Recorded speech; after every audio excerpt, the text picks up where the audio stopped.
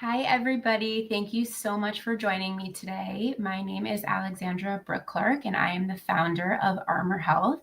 And I'm so excited to be here today to talk all things mold, mold illness, moldy homes, moldy detergents, moldy everything. We're going to get into everything today. And I wrote an article for Sinusitis recently, and I'm here to go through it with you. And I'm so happy you could join us. So I wanted to share my story. I was living in New York City back in 2020. I had been there for about 13 years, and COVID happened. And a few days before the world shut down, we decided to move up north to Boston, to where my parents lived, just to get out of the city. We didn't know for how long, but we got out of the city thinking it would be for a few weeks. And it ended up being, we didn't go back. But this is really where my journey started with mold exposure. I didn't know it at the time, but my parents' house, who we were staying with, had mold in it, and this activated my entire health journey for me. So we moved in, and about 3 weeks after we moved into the house, I started getting really interesting symptoms that I had never experienced before in my life. This was a type of fatigue that I had never experienced. I am a mom, and my son was 2 years old at the time. So I was, of course, tired, as all moms are, but this was a different type of tired. And this was the type of feeling where I literally could not move my legs out of the bed in the morning to get out of the bed to just get up for the day. It took me hours to just get my legs over the side of the bed to get the strength to get up. And it hit me hard, and it hit me fast, and I didn't really know what was going on. So we kind of blamed it on COVID and the stress of moving from New York, and there was an election going on, and everybody knows COVID was so stressful with work and health scares and all of that. So I took it seriously, but because it happened so quickly, I almost blamed it on the stress more than what was actually going on in my body. Now, this started to happen more frequently, and as time went on, the symptoms became to compound and layer. So 1 month it would be fatigue, and then the next month it would be fatigue and then a stomach ache. And then the week after that, it would be fatigue, stomach ache, nausea, gut issues, really bad brain fog. And I started to get really, really worried because everything started just happening so quickly. And as far as I knew, my environment was clean and the air I was breathing was clean. And I had never really had any experience with mold poisoning before. So it didn't even occur to me that this could be something in my environment. So I went to my doctor, and my doctor ran the baseline labs, and they came back and he said, everything is 100% perfect. I think you're just stressed out. And I'll never remember leaving that appointment, because at this point in my life, I had no experience with chronic illness, and I believed exactly what my doctor was telling me. I had no reason not to question him or push or be an advocate for myself. So I remember going home and feeling really relieved that my labs came back normal. And I just went about my life managing these symptoms for a few months, thinking, okay, maybe you are stressed. Maybe you are tired. Maybe COVID is really getting to you and the stress of it is all getting to you. And then things progressively got worse and worse. And I started to not be able to get out of the bed now. So before, I was struggling to get out, but I would do it. Now I couldn't even get out of the bed. And I called my doctor up and I said, something's going on, and I think you guys missed something. No, there's nothing we missed. You're totally fine. And they started just to kind of appease me to send me to other doctors. So I was sent to neurologists. I was sent to infectious disease doctors. I was sent to specialists for pain, even though I had no pain. They just didn't really know what to do with me. And so I kept getting sent around doctor to doctor to doctor. And every time I would go see these doctors, they would perform tests, and every single test would come back normal. And then the infectious disease doctor would take my labs, and she'd say, there's absolutely nothing wrong with you. Your labs are 100% perfect. And after going to over 30 doctors, over the course of the year, I really started to understand that there was a gap in the medical system for what we now call invisible illness, meaning you're having all of these symptoms, you're experiencing all of these horrible things, but no one can diagnose you. And so you're put into this pocket of mystery, and it's scary and it's lonely and it's isolating, and you're also so sick that you can barely function, and so it's really hard to even muster the energy to continue this fight. But I had a really scary experience. We decided to leave my parents' house. We found a home down the street, and I remember walking into this home after we had closed on it, and I think it was like our first day moving everything in. And I looked at my husband and I said, "Do you feel weird in here?" And he said, "No, what do you mean?" And I said, "I just don't feel right. Something feels really weird." And I was really dizzy and I was short of breath and I started sweating, like my palms started sweating. And I remember having to lay down, and he was of course very nervous and concerned about what was going on. And I kept saying, "But you don't feel this? I go outside and I feel one way, and then I come into the house and I feel another way." And I remember saying, "I want to get the house checked again for mold," because of course they did that when we had the inspection and it came back. But I said, "Something's not right. Maybe there's something that they missed, because I feel different in this house." Before we had an inspector come back, I ended up having a very scary experience one day. I was working in my home, and out of nowhere, I lost vision in my left eye, and I lost feeling on the entire left side of my body. And I called my doctor, and she said, "I think you're having a stroke. You need to get to the hospital immediately." And I said, "Oh my God." Okay. I panicked. We all panicked. We got in the car. We went to the hospital. I was admitted to the hospital right away because they thought I was having a stroke. They had me take my mask off because we were still wearing masks because it was COVID. And they wanted to see if I had stroke symptoms, if I had any palsy, which I didn't. And they gave me every test. They gave me an MRI, a CAT scan, an ultrasound. They checked my brain. They checked my spine. I mean, everything you could think of, and every single thing came back normal. And I'm laying there in the hospital bed, looking at them, hoping for a diagnosis. And this is Mass General Hospital in Boston. So this is one of the best hospitals in the country. And the doctor comes in and he said, "I think you're having atypical migraines." And I said, "I've never heard of that. I don't have any pain in my head. What does that mean?" And he said, "An atypical migraine is essentially you're having a migraine, but you don't have any pain. I think this is what's happening. This is what everyone has been missing." So they sent me home with migraine medication. And of course it did nothing, because that wasn't the issue. And I gained vision back. I gained feeling back in my hands, but I was very shaken up, and I was really having a hard time coming back from this situation that happened. And I remember laying in bed, and I had scheduled the inspector to come a couple weeks before. The inspector came. He walked through the house with an old school tool that measures humidity. And he walked through the house and he said, "Your house is totally fine. There's no mold, not even a tiny bit." And usually I find a tiny bit of mold. And he left, and I said, "Okay, so it must not be mold." And in the process of this, I had been on a search, right, to find out what was going on with my health. And I was put in touch with a functional practitioner. I had only worked with Western practitioners prior to this.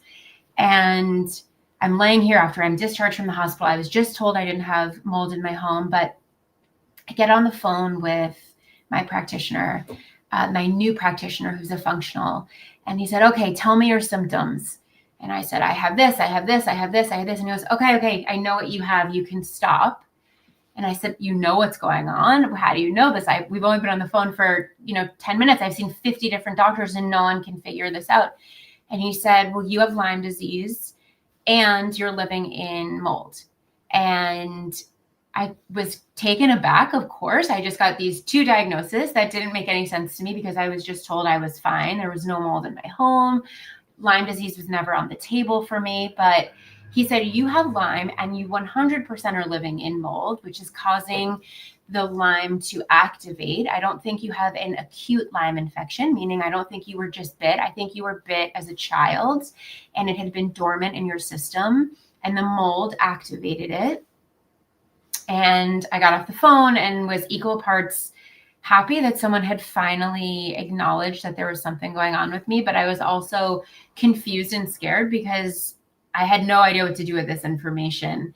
So I called my concierge doctor out of Mass General, who had told me that there was no way I could have Lyme disease. I didn't have a bullseye rash. I didn't present with any of the typical symptoms.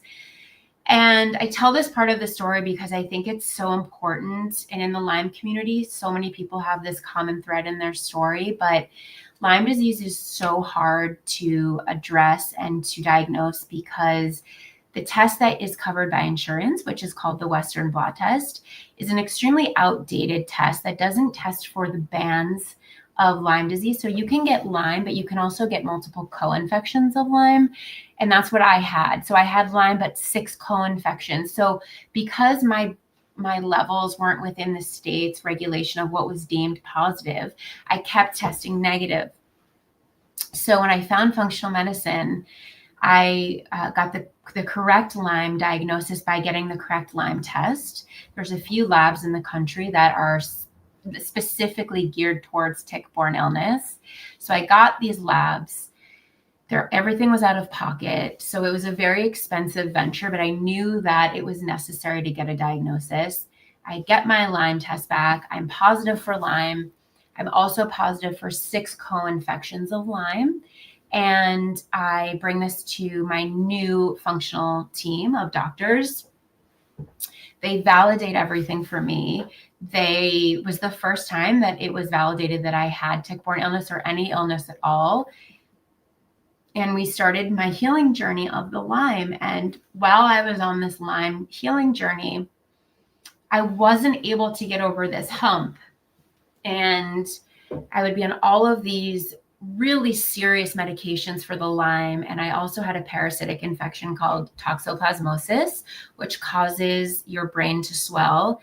And it was causing really, really scary symptoms. I was hallucinating.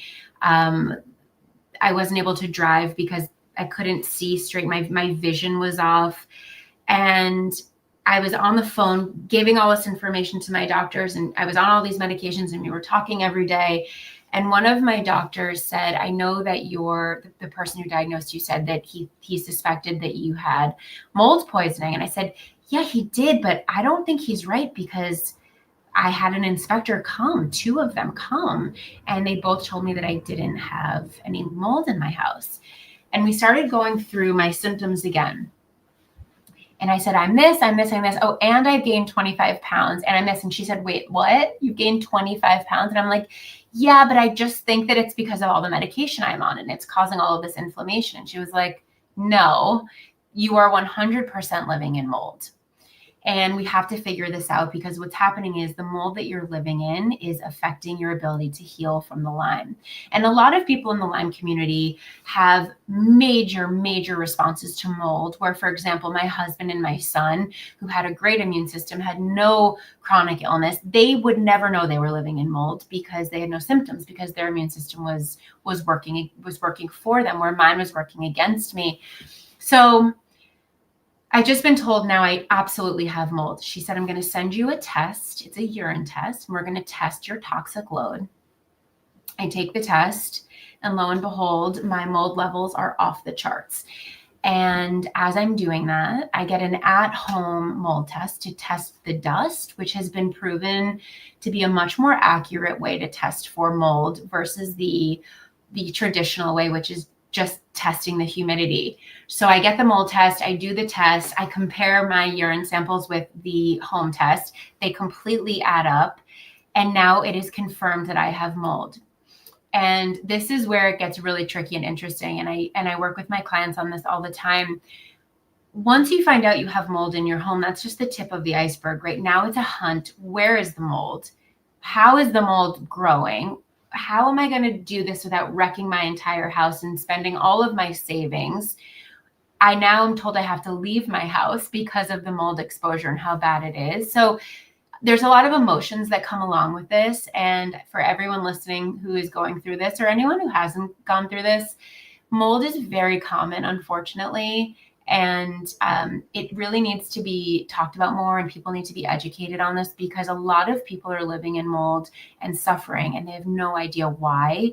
And mold is always a place to start. If you're having these, mysterious symptoms and your traditional labs aren't testing for mold, if you go to your primary care physician and you say, I'm not feeling well, I have this, I have fatigue, I have weight gain, I have brain fog, I'm not sleeping, I'm having chronic sinus issues, I'm coughing, my child has eczema, whatever it is, they are very rarely going to assume that you have mold in your home, and they don't even have the test that they need to test for mold, right? So I have now gotten this diagnosis. So now we know we have mold in my house, and now it's about going on a hunt to find it.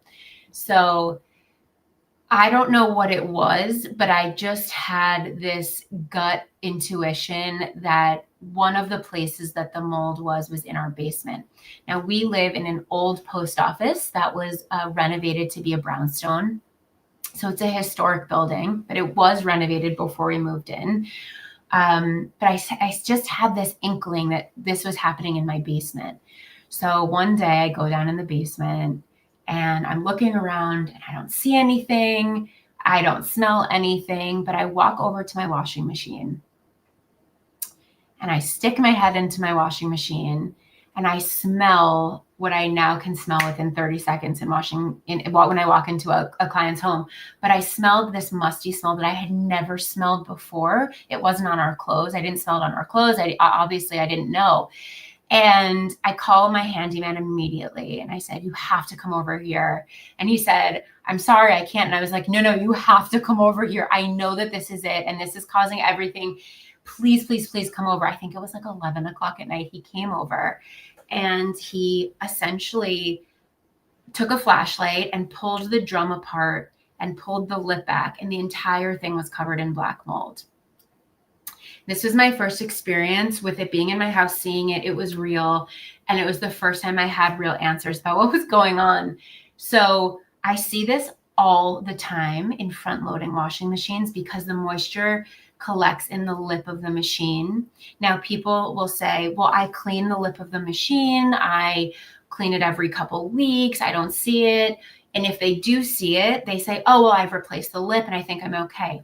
What happens is the mold spores now travel from the lip all the way into the drum of the machine. So you really, really need to get a new washing machine if you can. A top loading washing machine is the best way to go because of the way that the water collects. And the products from EC3 for Microbalance saved my life because in the interim, I used this solution to wash my products. I washed every single article of clothing. I washed every single sheet, every pillowcase. I mean, everything I owned, I washed to remove the mold spores. But I ended up getting a new machine, a new washer and dryer because the mold spores had traveled. And because I was immunosuppressed because of my Lyme disease, it was really important for me. I just wanted to kind of start fresh there.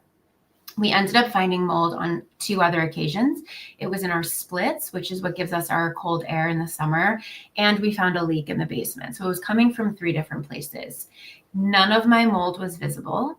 I was always under the impression that when you saw mold, it would be like you would see in the movies where it was a home that was dilapidated and there was like black mold growing on the ceilings and the walls. And it was a house that wasn't taken care of and run down. But 90% of the mold that I see is in new construction. It's from the construction team not sealing things properly. Mold grows extremely quickly.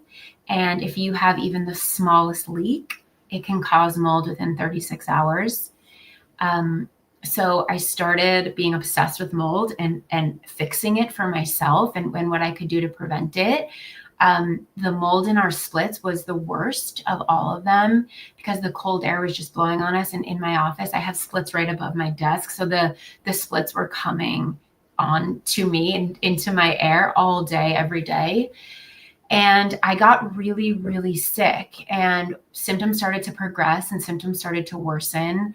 And I was now dealing with Lyme disease, toxoplasmosis, a parasite infection, mast cell activation syndrome, which is a really like a histamine intolerance. I was having from the mold SIBO, which is small intestinal bacterial overgrowth. My gut was completely wrecked by the mold. I was so inflamed. I couldn't sleep. I mean, you name it, I had it. And mold is such a scary part of life. It's in every house just because of nature, but people really, really need to be educated on how to manage it. And that's what I do now with my company.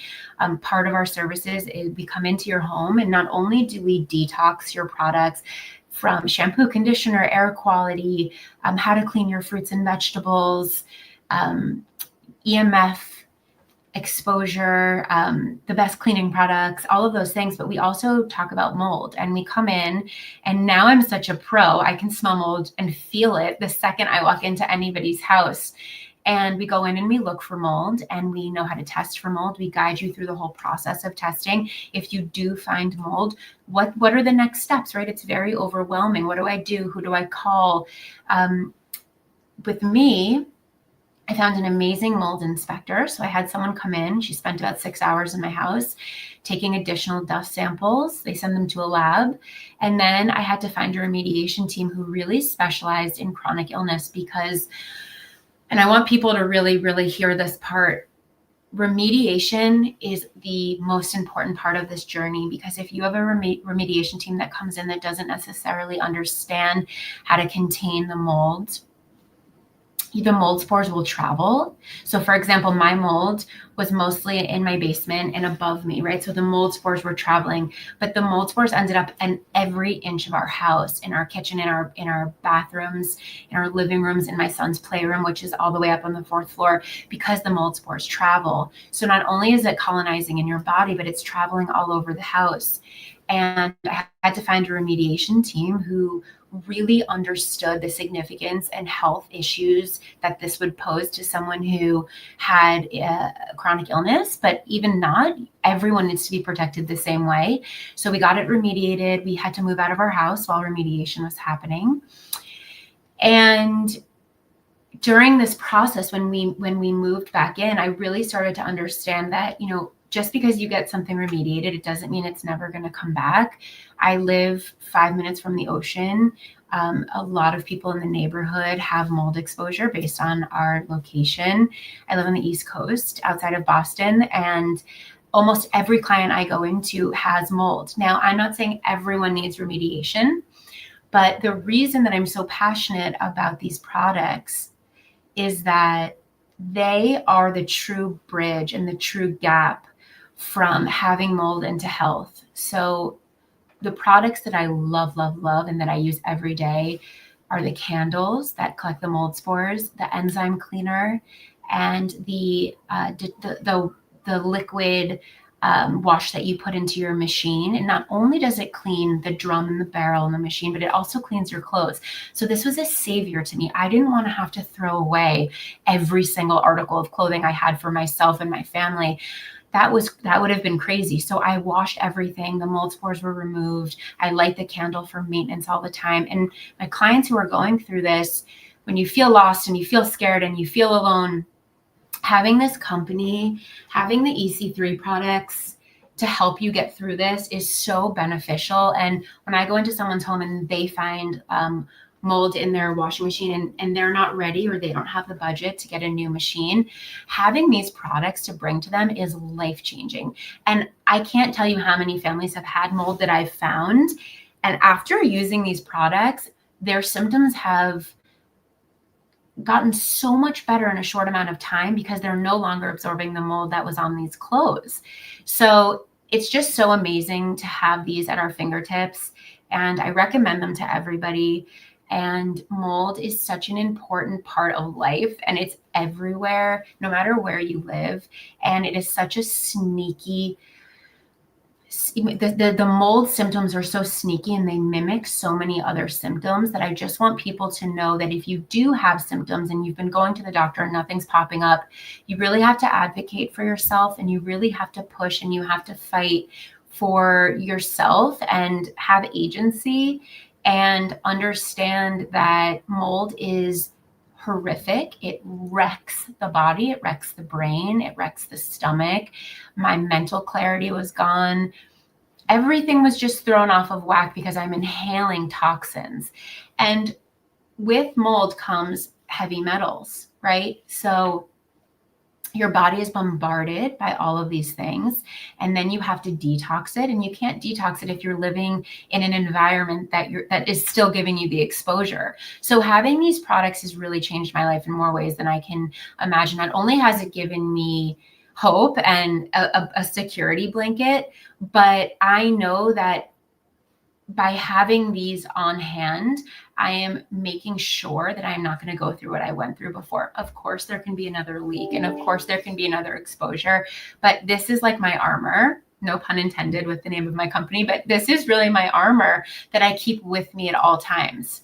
So we go into clients' homes and we do in-person and remote sessions. So sometimes people need a little explaining there how we can do a remote session about mold, but what we do is I can sit with you through Zoom and we can talk about your symptoms. We can walk through your home with your camera. I ask you questions that you wouldn't typically be asked by your doctor to try to get a little bit more evidence about where this exposure could be coming from.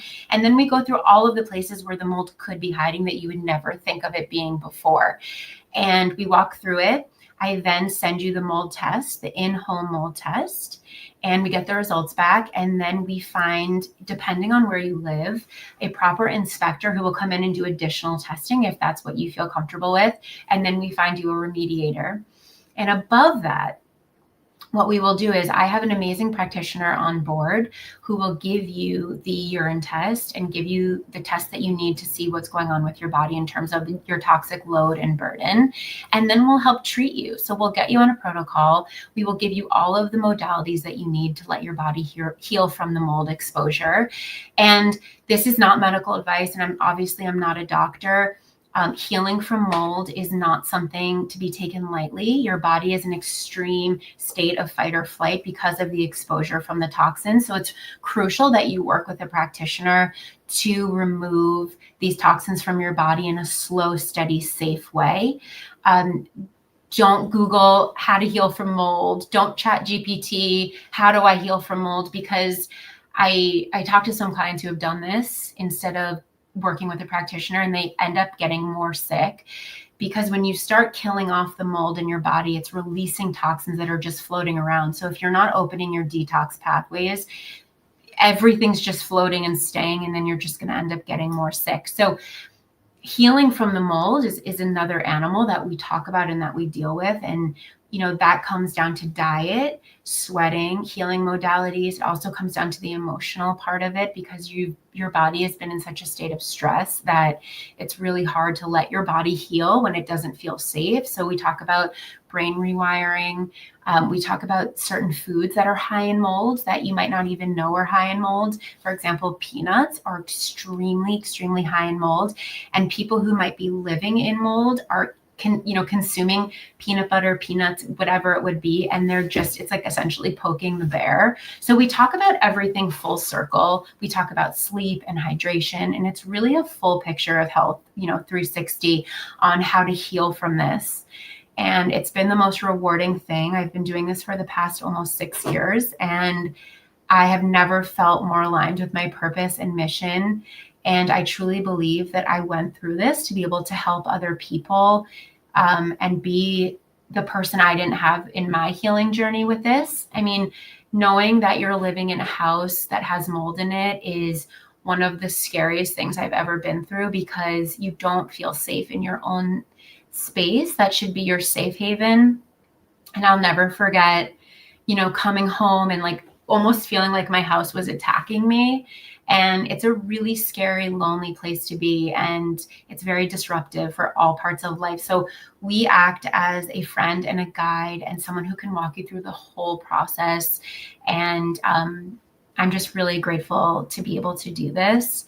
And if anyone has any questions, they can feel free to go to my website, which is Armor Health, or my Instagram, which is Armor_Health.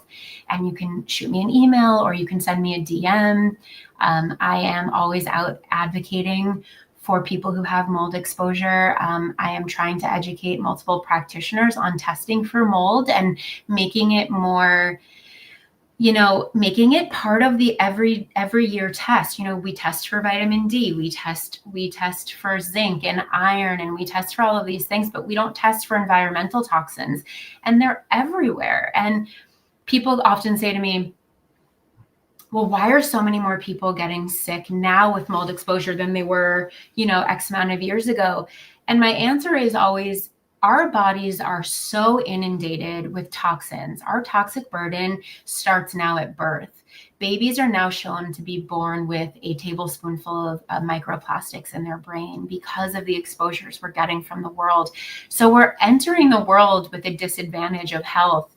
And because we're exposed to so much EMF and so many microplastics and so many toxins, our bodies can only handle so much. So adding mold on top of that is even more disruptive. And then if you add in chronic illness, whether it's lupus, Lyme disease, a parasitic infection, rheumatoid arthritis, Hashimoto's hypothyroidism, whatever it is, our bodies are getting inundated based on our environment. And so at Armor, we really help to talk about all those things and mitigate exposure. So I hope if anybody has questions, they feel free to reach out to me. I'm here to talk. We offer discovery calls where I can learn more about you and what you need and how I can support you. And I would love now to take a few questions if anybody has them. Okay, the first one, what binder do you take during detox? So this is a very nuanced question. And again, I don't want anybody to take a binder without talking to a practitioner, because everybody's body is different and everybody's baseline is different. And binders are really serious. They're not something to be taken lightly. So I say this with what I'm taking and what I took, but I am not suggesting that anybody else take this until we get a full scope of picture of your health. But I took a zeolite binder, and that really helped me through my journey, and it really acted as a magnet to collect the mold. I was also on other modalities that were helping me. I wasn't just on a binder. So if you're interested in learning more about binders, please feel free to contact me. But we really need to learn more about your health and what type of mold you have in your body before you were just to get on any other binder.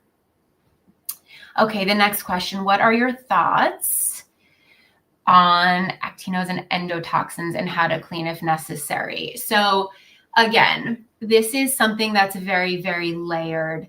A great way to clean is by using the enzyme cleaner. One step above that, if you do have active mold in your house, there are companies that will come in after you've had your house inspected and remediated to fully clean your home top to bottom with a special non-toxic solution to get rid of all of the toxins that are laying around.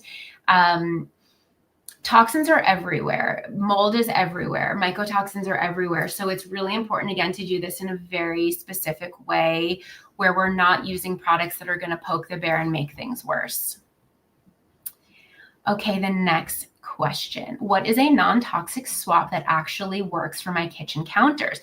Well, there's a few things that I love. So I love Branch Basics.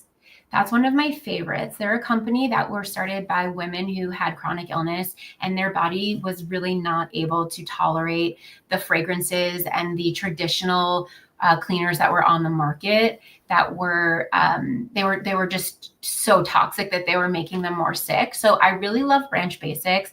I really, really love Truly Free. These are all companies that are really mindful about people who have chronic illness and health and wellness issues.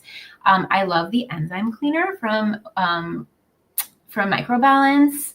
And also you can go old school and you can use vinegar and water and a little bit of lemon if you want to make it yourself. Okay, did you experience tinnitus or anyone know who did? Yes, I experienced tinnitus so much. And thank you for bringing that up, because that was one of my symptoms that was raging when I was living in the mold. So mine would come at night for some reason. But it was really, really horrible. So for anybody that doesn't know what this is, it's this insane loud ringing in your ears. And yes, I had this. And I also know people who don't have mold exposure who have this. And there's been a lot of studies that show that this can also be other toxins that are burdening your body. So this is why it's really important to get a full functional lab done to see other issues that are underlying in your health that could be causing the tinnitus. It is so frustrating. It is. I had a client who had such bad tinnitus that he used to have to wear headphones all day and like blast music, which is the worst thing that you can do, but he couldn't drown out the pain and the noise, and it makes you really go crazy. But that is a sign of mold exposure. It can be, absolutely. It's just your body just exploding with toxins and your body's crying out. So yes, I absolutely did, but it went away as soon as I detoxed my body and I got my home remediated. If you know from mycotoxin test that you have mycotoxins, would the next step be an ERMI test or go straight to the in-home inspection? This is an amazing question. So for people who don't know, an ERMI test is an in-home test that you can do for mold. It's an amazing test that comes with what looks like it's like a Swiffer pad, and you take samples in different parts of your home of the dust, which will then tell you if they are holding mold spores. Then you send that back to the company and they'll give you a full comprehensive lab of everything that came back. So a lot of this is dependent on budget. If you don't have the budget to get an in-home mold inspector, this is a really great place to start and really helpful and shows mold, right? It is really beneficial. I did this first in my home, and I always suggest this to my clients. If you don't see the mold, right? If you don't have a leak and you see the mold or you smell it and it's a hidden exposure, this is a fabulous place to start, because then you'll have definitive answers on, okay, it's in my house now, what do I have to do? You can also give that ERMI report to your inspector, and then they can use that as a guideline. Some people want to skip this step and they want to go straight to a mold inspector, because what the ERMI test doesn't do is it doesn't tell you necessarily where it is. It just tells you that you have it, because you're taking multiple samples. You could technically order like 10 ERMI kits and take it from different parts of your home, but traditionally that's not what it's made for. So if you're just looking for an answer of, okay, I think I have mold exposure, I got my lab back, I did my urine test, and I do have mold in my home. I think I have mold in my home. This is a great place to start, and then we can find you a mold inspector. So it's really about budget, and if you want to just go in hard and have a mold inspector come in and take it from specific places, or if you want to go slow, you can start out with the ERMI test, which is fabulous. I recommend this to all my clients. So do we just go to your website to order the urine test and get connected to my functional practitioner? Amazing question. So what happens is, if you go to my website, you're going to fill out a form about inquiring within. You'll give me your name and your number and your email, and you'll tell me a little bit about yourself. And then we would have a free 20-minute discovery call, and I would learn about your symptoms or your situation or any concerns that you might be having. And then I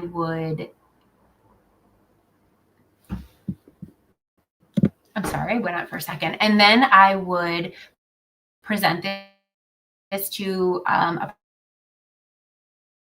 practitioner. We would match you with the proper practitioner. Yes, my practitioner will give this to you, and we would send it to you. I'd have an appointment with you separately, and then you could get the test. So you can go to my website, absolutely, and do that. Okay, next question. What can renters do after moving 5 times in 7 years? I can't keep up. Oy, I'm so sorry. I don't know exactly the situation that you're going through, but this sounds really stressful. So I'm sorry that you're going through this. I'm assuming that you're implying that you've moved so many times because you have mold exposure. So what I can suggest doing is setting up an appointment with me and really talking about steps to take to prevent against this and what to look for when you go into a new space.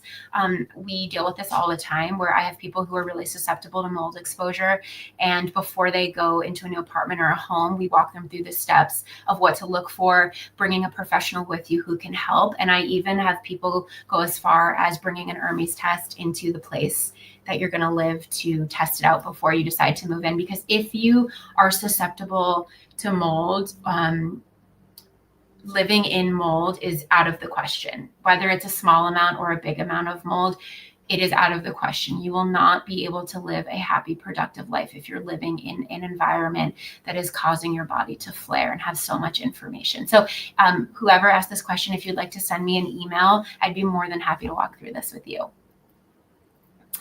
Okay, what is the accurate test for Lyme testing? Amazing question. So there's a few that I really, really love. This is something that we would go through in our discovery call because it depends, again, on funds and budgets, but there's about 4 out there that I really love. I can give you one of them. One of my favorite is IGeneX. They're a lab in Northern California, and they are a tick-borne illness lab that really focuses on this and tests all of the bands. So not only, as I mentioned before, is there Lyme disease, but there's co-infections of Lyme. There's Bartonella, there's Babesia, there's Ehrlichia, there's Rocky Mountain spotted fever. There's a lot of different infections that fall under Lyme.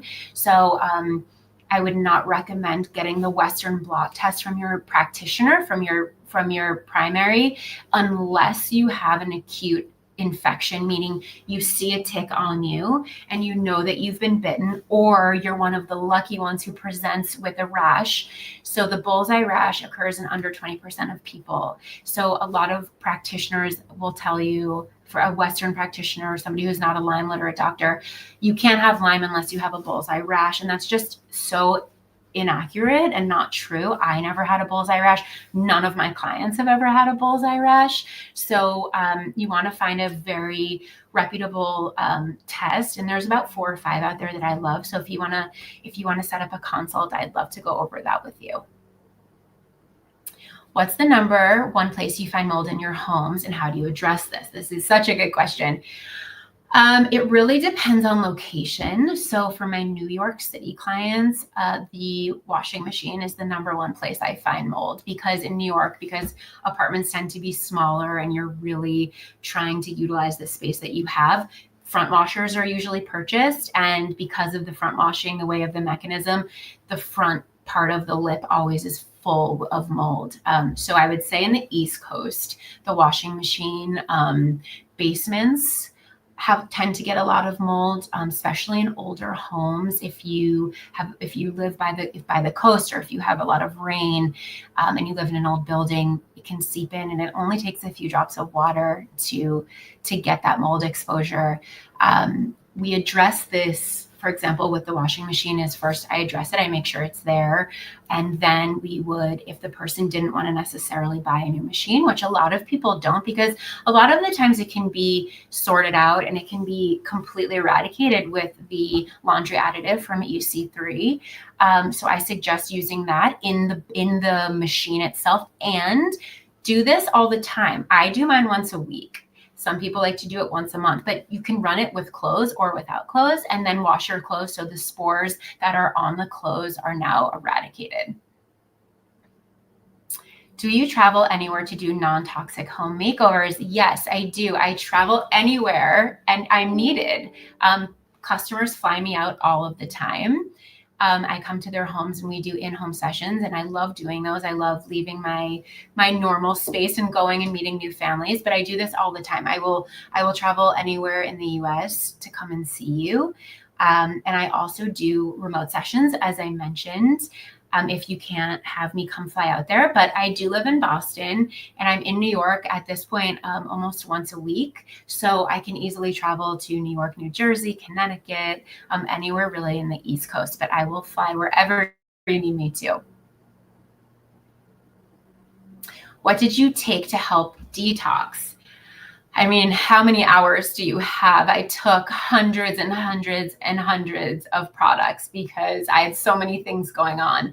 And hopefully, if you are dealing with mold, you don't have all of the other stuff. But it was really a cocktail of binders. I had to change my diet tremendously. I had to go on a low mold diet, a low histamine diet. I took a lot of herbs. I had to really make my immune system robust again. It had lost all ability to fight infection. So I was on a ton of herbs, a ton of binders. I did a lot of sweating. I bought a sauna, and that helped to open the detox pathway. So as I was killing off all of the mold spores, I was sweating them out. It really depends, again, on the person. So because I'm not a medical doctor, I can't give any acute advice about specific things to take. It would really depend on what it was, but it was a combination of binders, food, a ton of herbs, a ton of things to up my immune system, vitamin D.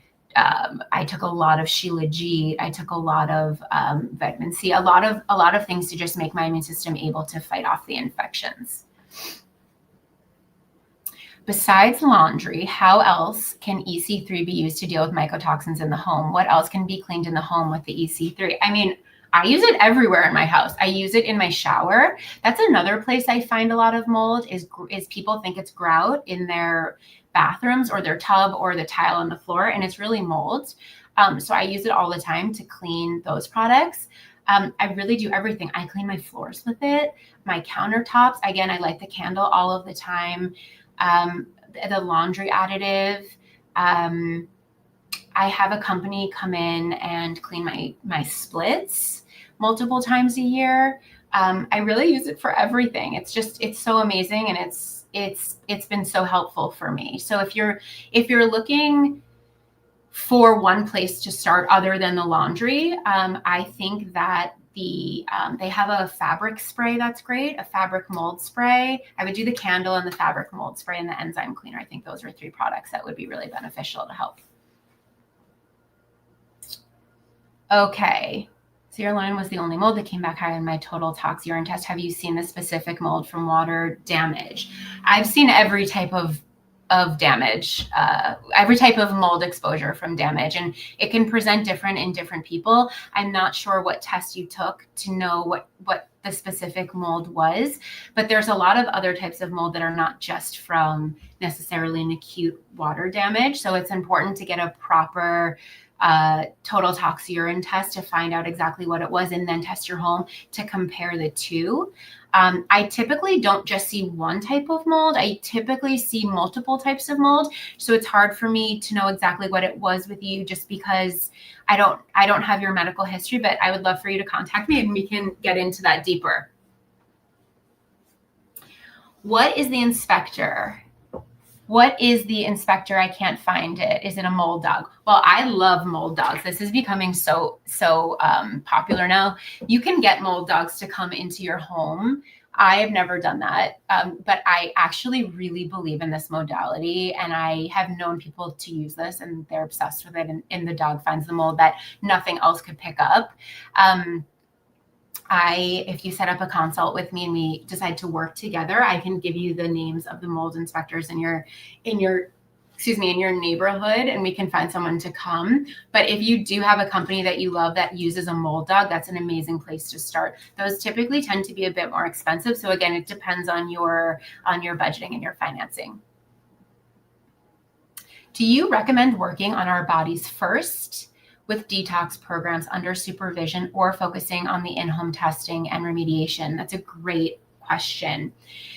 I would say that the first place to start is your home, because if you don't fix the exposure, your body won't heal from it. So I would say the first step is always doing your home first. That can be in tandem with the urine test. Those two, don't cross cancel each other out, but I wouldn't start detoxing until you know where the mold's coming from, what type of mold it is, and eradicate that. So for me, for example, I was detoxing on so many different levels, but it wasn't working for me because I was living in mold. And so I always say to my clients, it was like I was in a boat with a hole in the bottom, and water just kept, siphoning out because my body couldn't detox the mold because I was living in the mold, right? So figuring out where the exposure is coming from, I would do that along with getting the mycotoxin urine test. And because it can take a few weeks to get these results back. So you don't want to wait. So if you take your in-home, if you do your ERMI test, for example, and you find mold in your home, I still think it's just as important to do the urine test because you want to know exactly the type of urine and the amount that's showing up in your body. Does mold affect you when you are helping your clients? Yes, that's such a good question. Yes. So I don't put myself in situations where I know there's going to be a severe mold issue. So, for example, if I have a client that's calling me and they say, we have visible black mold all over the walls in our basement. I haven't dealt with it. I've just been ignoring it for years and years. Can you come over? That's a no from me because I don't want to have a flare and I don't want to get sick. And I tell them immediately to leave the house because they shouldn't be in there. So in that case, what we would do is we would have a remediation team go over immediately and they should not be on the premises. If I have someone who says, I think I have mold in my house, I don't see it, I don't smell it, can you come over? I'm having all of the symptoms that you mentioned, absolutely. Sometimes I'll bring a mask. I wear gloves if I'm going into a washing machine, but it's really crazy. I can walk into a house now and within like a minute, I get hit with it like a ton of bricks and I get really dizzy and I kind of start to sweat and I typically can find out where it is. And if I can't see it, my body is so accustomed now to the feeling of what happens when I'm exposed. I'll just know by the room that I'm in that there's mold being there. So it does affect me, but because I've done so much work and I continue to do so much work to detox, once I leave the house, I'm totally fine. And I would never put myself in a situation where the mold was so severe that I wouldn't be able to come back from that. Do you agree that the mold blood test is more accurate than the urine test? I find that the urine test is the most accurate. My whole medical team uses the urine test. All of my clients we've given the urine test to. I think that that's the most accurate because what happens is you excrete the mold in your urine. So you're excreting the spores. So it's a really nice way to gauge the toxic burden in your body. Do you have a protocol to protect yourself? Yes, amazing question. I still am on multiple herbs. I detox all the time in terms of sweating. I make sure I sweat all the time to make sure my body is excreting. I make sure that my lymph nodes are working properly. I get multiple lymphatic drainage massages a month to move out anything that's stagnant in there. I stay away from high moldy foods such as coffee and peanuts. I haven't had coffee in 6 years since I found out I had mold. Mold in coffee is crazy. People don't necessarily know this, but the coffee you're drinking is full of mycotoxins and mold and glyphosate. And that's one of the things where I start with clients when it comes, to diet. One way to mitigate exposure is we cut coffee out and they feel better almost immediately because it's just poking the bear. But yes, I protect myself still. And I try not to be around moldy situations. Obviously, if I'm going in for a client, I'll protect myself. But if I'm in a restaurant and I smell mold, I won't eat there. I make sure I'm taking a ton of glutathione. So yes, I'm constantly working on protecting myself, and I'll have to do that for the rest of my life because I'm so sensitive to that, and I have other chronic illness that I'm managing. Okay, thoughts on exercise when you are still sick? This is a great question. I am a huge exercise buff, and before I got sick, I was working out like 7 days a week, doing really high impact workouts, and I later realized that that was harming me. Our bodies are when you are exposed to mold, your body is so burdened with the toxins. Spiking your cortisol and spiking your fight or flight is so detrimental to your healing. What your body really needs is rest and digest. So when people are sick or dealing with some form of chronic illness or mold, I suggest absolutely moving your body because that's so important. We have to sweat, we have to move, we have to get outside for our circadian rhythm, but don't do the high impact HIIT workouts, right? Don't do like Barry's boot camp or Soul Cycle right now. Wait till you're healed. Focus on taking walks, light, gentle exercise, Pilates, yoga. Walking was really the only thing I could tolerate when I was sick. So that's what I did. But it's important to maintain your health and wellness, and mentally working out is so important, but I would really stay away from those really high impact workouts while you're healing from any sickness. Liposomal glutathione is great, but not recommended if your mycotoxin is glutatoxin for latest research. Again, yes, this is why it's so important to work with a practitioner. The glutathione is what I used because I could tolerate that with the type of mold I was exposed to. That's what I was doing. But again, it depends on the person and the type of mold they're exposed to. So this is why it's so important to always work with a practitioner, whether you come to me to help you find one and I help you work through it, or you're working with another functional practitioner who can help test you. But it is very dependent on the mold exposure that you have. So again, I don't recommend anybody taking this advice as medical advice. This is just my journey specifically. If you had one acute exposure to mold and then did a urine test that day, would the levels be high in your urine, or are the levels high when you were being chronically exposed? Great question. From my knowledge and experience and understanding, typically this is something that's building up in your body. We're all exposed to some level of mold in life, right? Like, so many elementary schools have mold, right? Schools that haven't been maintained, or old buildings. If you work in an old building, or if you live in an old home, the levels that get scary higher when you've been exposed to it for an extended period of time. Now, that doesn't mean years. That can mean months. But one exposure, I don't know if you mean one house or one day. One day wouldn't do it unless you had really serious critical underlying health issues. Typically we see this. I've seen patients who have moved into an apartment and they've been there for 3 weeks and they get sick immediately. I mean, that happened to me at my parents' house. So it's not a matter of years, it's a matter of weeks or months. Okay, maybe that was the last of the questions. Thank you everybody who joined me. And again, you can find me at Armor Health. That's my website. You can go into my Instagram. It's armor_health. And if you have any questions, please feel free to email me or DM me. I would be honored to work with you. We work with adults and we work with children. My son right now, he's 7. He's on a mold protocol from being in the mold. So we're very understanding of all ages, dependent on what they've been exposed to. But I just want people to know that there is a way to heal from this, and you will heal. And I'm here to help you, and Microbalance Health is here to help you also. So thank you so much for joining.